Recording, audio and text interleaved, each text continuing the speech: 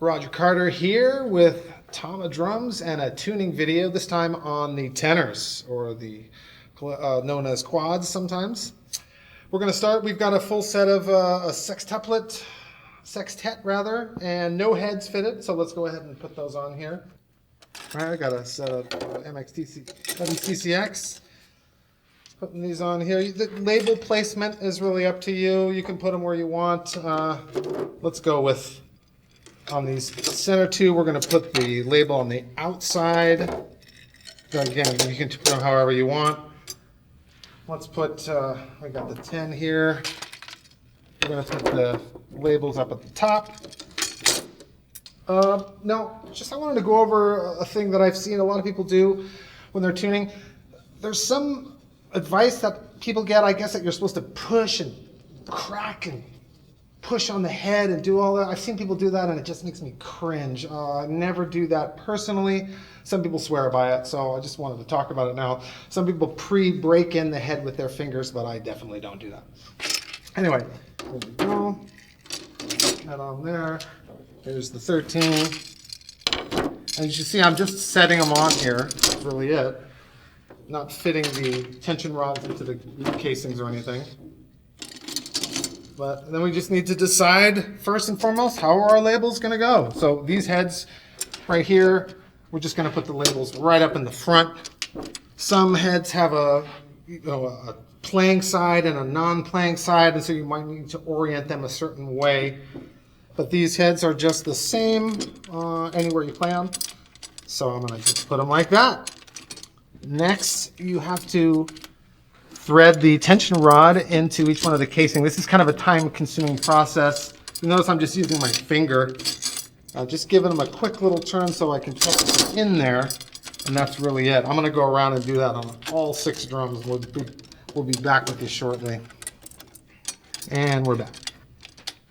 Cool. So got the tension rod starting to thread inside all the casings here, but you'll notice everything's super loose right now. That's kind of how we want it. We want the head to be just evenly seated on the center of the drum. Okay? And so I'm going to start here with the 14-inch down here. You may have a 13 on the bottom, or you may have another size. This is a 14 here. And I'm just giving it some turns, but I'm not going all the way to meet the, have the rod meet the rim at all. Tension rods are just getting a few turns. All right, now I'm going to go around again. This time I'm going to make sure that I'm going to just stop where the key stops, basically. That's good. There we go.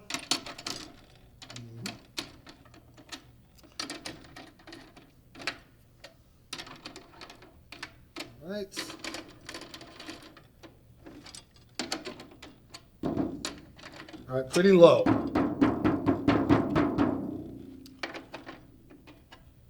Now I'm balancing my efforts to give cranks on opposing tension rods.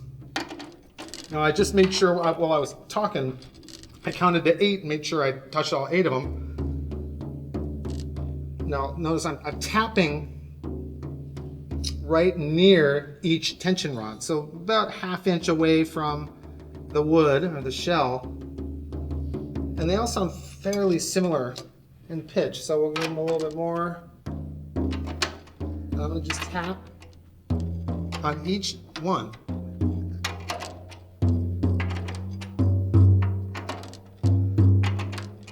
I just kind of do that after every single crank. It lets me know how the head is progressing as it gradually is increasing in pitch. So I just keep tuning. We're way too low right now, but you can clearly hear the pitch. I'm going to stop. It's a little higher than that one. So the lug that's directly across from the one you're working on tends to influence it as well. So I'm going to tune them in pairs like that.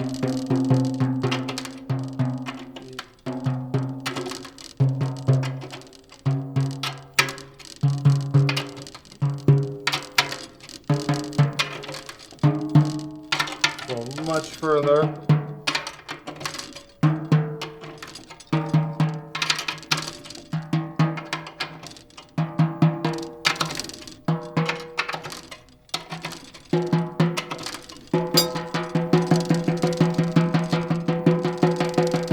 So it's a little lower here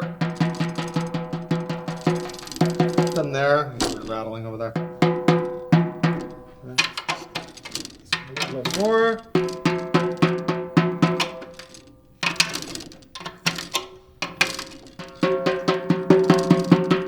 We'll just leave that for now. Move on to the next drum.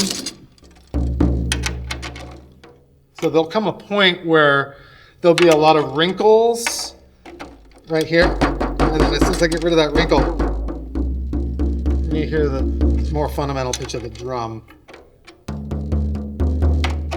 But you want to take your time and don't be in a hurry, especially if you don't have a lot of experience, because drum heads aren't cheap and we don't want to stretch it unevenly or do something to it before we even get a chance to play on it.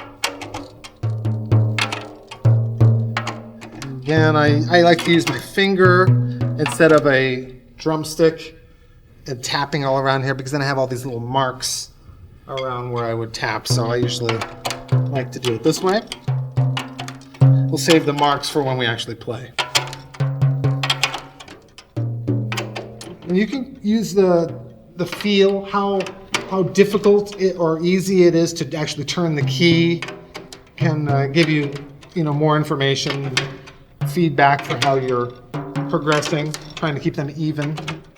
That's important that you keep all of all 1, 2, 3, 4, 5, 6, 7, 8 tension rods on this drum all lubricated the same amount. Some kind of lithium grease or automotive lube in some way is going to help get easier.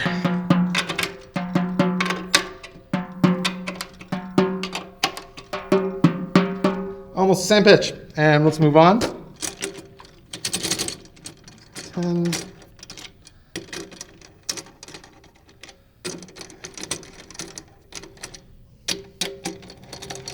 And as I'm doing this, you can see the rim can slop around and be a little too far to one side or too far to the other. So I want to try to pay attention and have it evenly spaced between this side and this side. I want roughly the same amount of space on all sides. So I have 2 more heads here that haven't had any tension on them, so let's do that.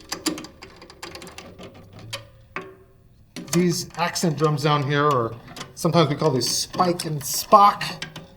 Spike the little one, spock the bigger one. I don't typically tune these 2 drums to a specific pitch. I just crank them.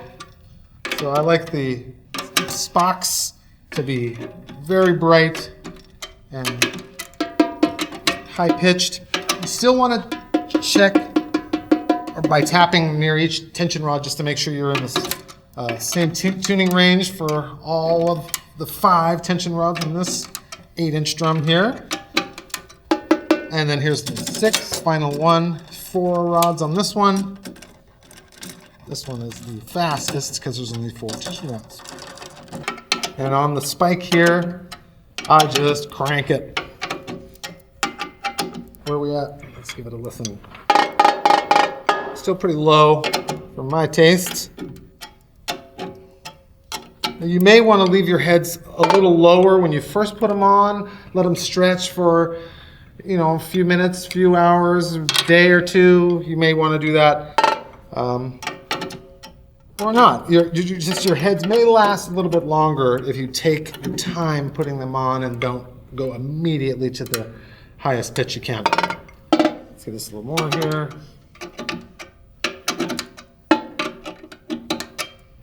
Okay, so we have these guys kind of close. Let's crank this 8 up a little bit more. And I don't use a specific pitch. We'll just go ahead and leave that there for now. Let's start working on the tonal drums. Tonal drums, these are actually tuned to discernible pitches. So let's do a somewhat moderate tuning, not too high, but not not super low either. So I have this tone generator here. So that's an A. And I'm going to try to make this drum here be achieve an A.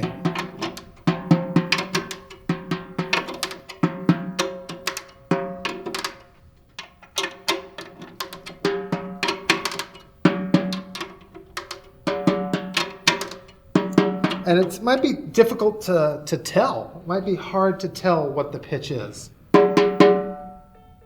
It's a little flat right now, but I've noticed that it's easier for me to tell the pitch by comparing two drums. So it's getting close to an A. It's not quite there, but I'm gonna go ahead and move on to the next one, and we're gonna tune this one to a C right now.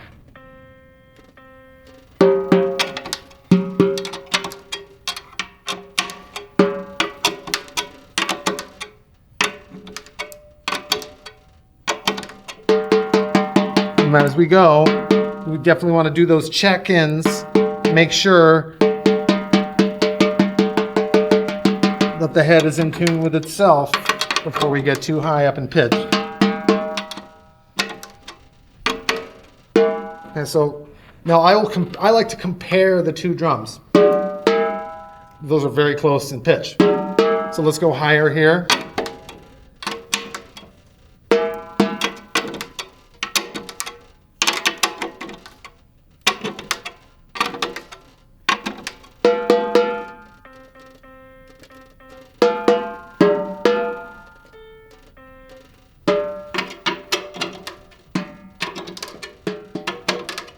So I'm trying to get A, C.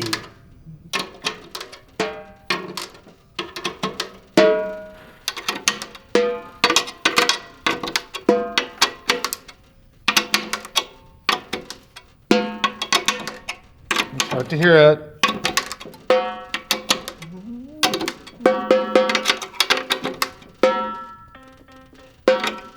It's a little flat.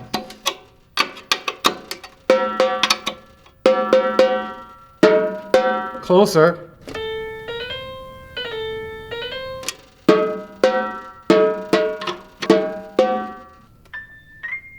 That's what we're going for, A, C, D. And then F sharp up here.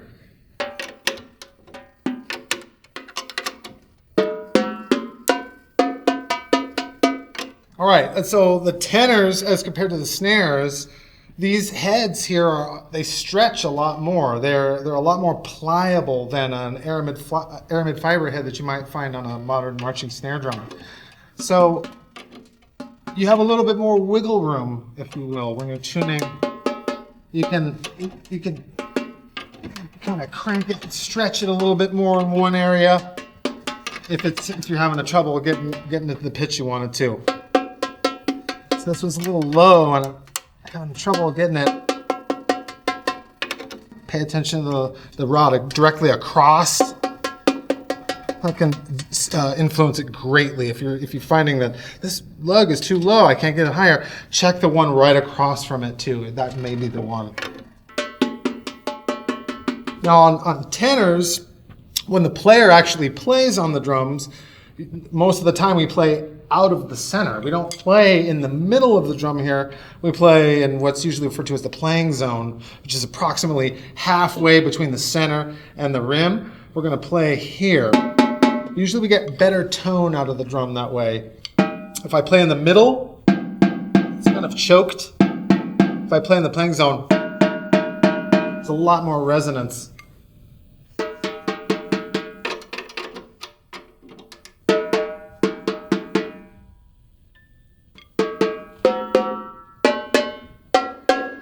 There we go.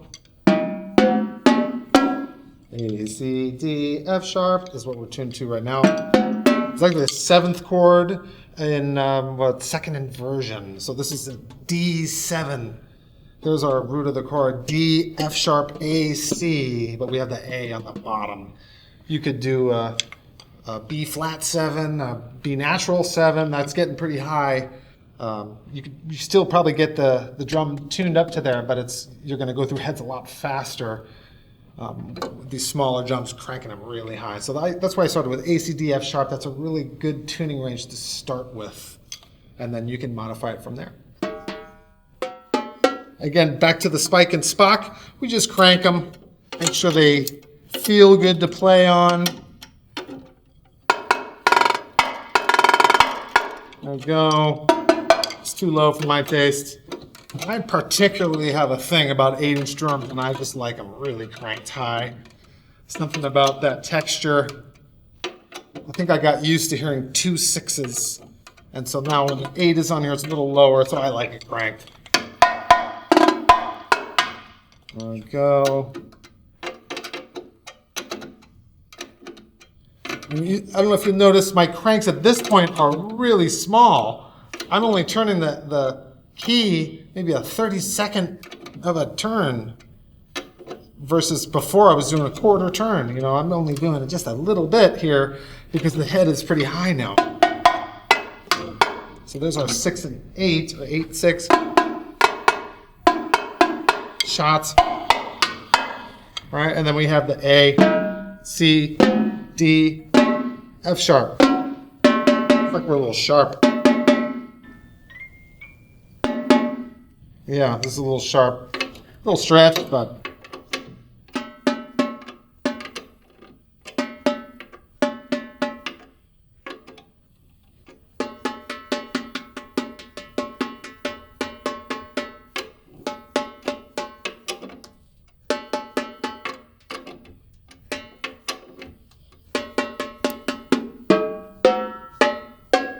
Oh, yeah, good.